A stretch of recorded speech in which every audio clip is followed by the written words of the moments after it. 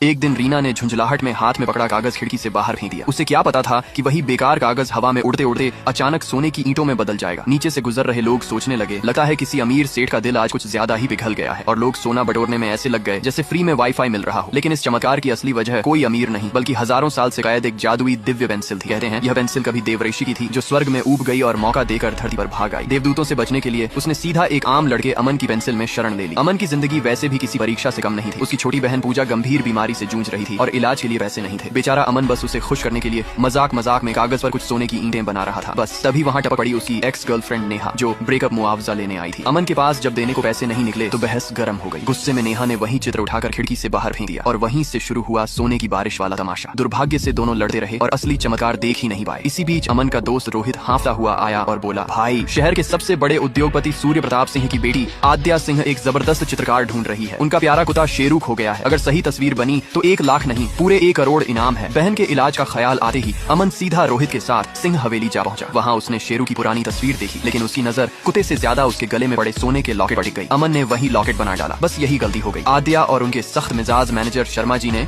उसे रंगे हाथों पकड़ लिया। हमारी ड्राइंग टेबल कोई बस स्टैंड नहीं है और उसे बाहर निकालने की तैयारी होने लगी। आद्या ने जब उस लॉकेट की ड्राइंग देखी तो नाक सिकोड़ कर बोली, ये तो किसी तीसरे दर्जे के आर्टिस्ट का काम लगता है। उन्होंने ड्राइंग फेंकने को कहा और तभी धप कागज से वही असली सोने का लॉकेट नीचे गिर पड़ा। अब आद्या की आंखें चौड़ी हो गई क्योंकि वही लॉकेट बिल्कुल शेरू के गले वाला था। और मजे की बात, कागज में बना लॉकेट गायब हो चुका था। यहीं से उनके दिमाग में बल्ब जला। अगर ये लड़का कुत्ता बनाए तो क्या कुत्ता भी निकल आएगा? तुरंत सारे कलाकार बुला लिए गए। सबको रंगीन चित्र बनाने का आदेश मिला। लेकिन अमन की किस्मत फिर खराब। नेहा और उसकी दोस्त पिंकी ने जानबूझकर उसकी पेंसिल तोड़ दी और ताना मारा, अब बिना पेंसिल के क्या करेगा, निकल। अमन मुस्कुराया, कोई बात नहीं, स्केच ही सही। जब सब रंगीन चमकदार चित्र बना रहे थे, अमन का साधारण सा स्केच सबसे फीका लग रहा था। नेहा और पिंकी हंस हंस कर बोली, इससे तो कूड़े में डाल दो। लेकिन तभी आद्या की नजर उस स्केच पर पड़ गई और कहानी ने एक बार फिर करवट ले ली।